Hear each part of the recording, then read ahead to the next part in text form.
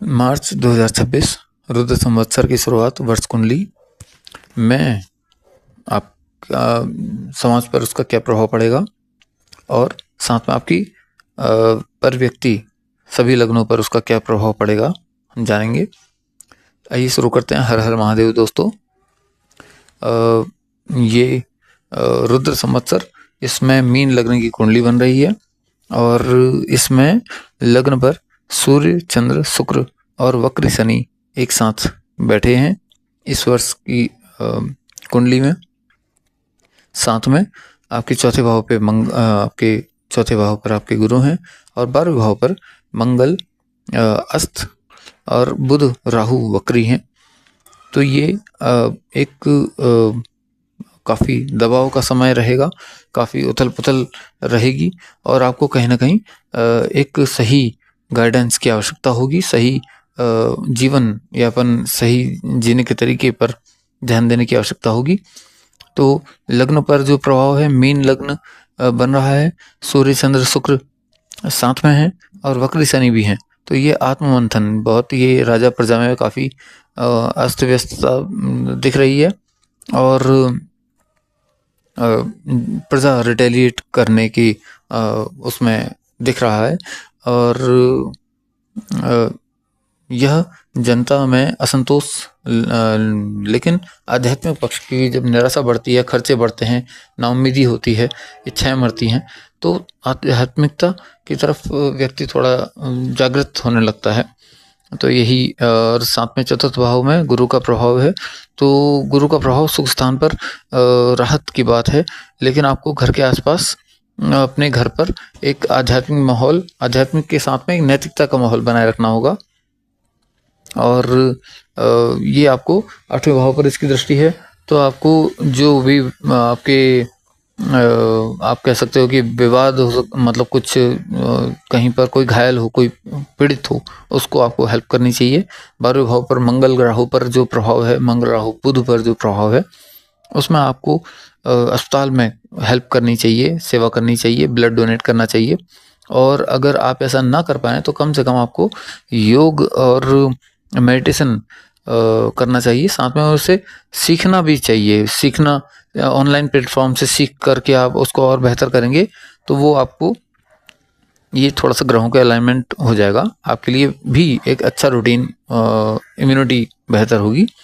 और साथ में आपका जो छठे भाव पर जो वक्री केतु बैठे हैं, गुप्त शत्रुओं का नाश होगा। आप प्योर होने जरूरी हैं, ठीक है। और स्वास्थ्य के प्रति सावधानी, इसमें भी आपको योग बहुत हेल्प करेगा। अगर आपने रूटीन में अगर योग करते हैं। 12वें भाव पर अंगारक दोष बन रहा है, राहु के साथ अस्त मंगल और वक्री बुध का होना खर्चों में वृद्धि कराएगा, बहुत वृद्धि करा देगा। आपको उसमें थोड़ा सा बच के चलना है, सोच समझ कर चलना है, किस तरह से मैनेज किया जाए। मंगल अग्नि भी है, अग्नि के स्रोत भी कहीं ना कहीं बहुत खर्चे का कारण बनेंगे।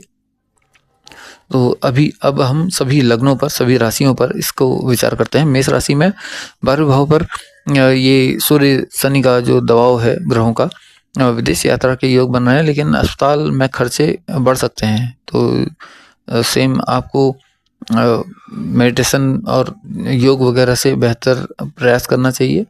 और वृषभ राशि, लाभ भाव में यह संबंध बन रहा है, यह ग्रहों का प्रभाव बन रहा है, पुराने निवेश से बड़ा लाभ हो सकता है। मिथुन राशि में करियर में अचानक बदलाव आएगा। वक्री बुध 10वें होकर 12वें भाव में है, तो सोच समझ कर निर्णय लें। तो ये थोड़ा सा आपको अलर्ट रहना है, थोड़ा गुप्त शत्रुओं से भी अलर्ट रहना है और अपनी मेहनत को बढ़ाना है, प्रयास को बढ़ाना है। अपने जो दूर के काम हैं उनको भी चेक करते रहना है। कर्क राशि में भाग्य भाव पर ग्रहों का जमावड़ा होने से धार्मिक यात्राएं बढ़ेंगी। पिता की सेहत पर ध्यान रखें।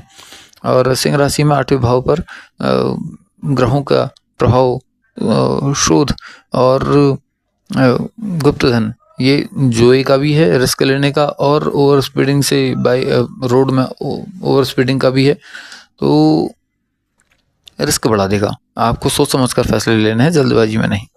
मानसिक तनाव रह सकता है नुकसान की वजह से।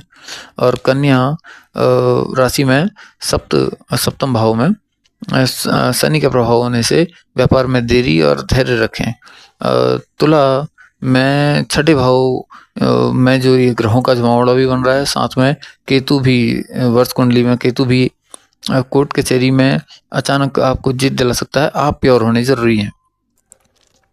और वृश्चिक पंचम भाव में ग्रहों की स्थिति, संतान पक्ष से चिंता, क्योंकि पिता पुत्र हैं सूर्य शनि, तो ये थोड़ा सा विवाद बढ़ाएगा। अनुशासन, अगर शनि का अनुशासन लेके चलेंगे तो ये थोड़ा सा मैनेज करेगा। प्रेम संबंधों में भी, क्योंकि वो भी पांचों भाव से देखे जाते हैं, उनमें भी खटास आएगी।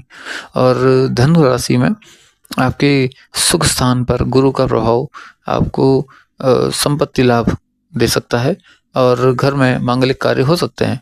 मकर राशि में पराक्रम बढ़ेगा। वक्री शनि का प्रभाव आपको पुराने अटके काम पूरे करने में मदद करेगा। कुंभ राशि द्वितीय भाव में ग्रहों की युति वाणी को कठोर बना सकती है। निवेश में सावधानी बरतें। और मीन राशि में आपके ही लग्न पर सूर्य शनि का युति है, तो मान प्रतिष्ठा बढ़ेगी, लेकिन स्वास्थ्य थोड़ा नर्म रह सकता है। अगर आपको आपके लग्न के हिसाब से और ये चाहिए डिटेल, तो मैं आपको मुझे मैसेज कीजिएगा, कमेंट में मैसेज कीजिएगा, मैं आपके हिसाब से और इसको डिटेल में बेहतर बना सकता हूँ। हर हर महादेव दोस्तों।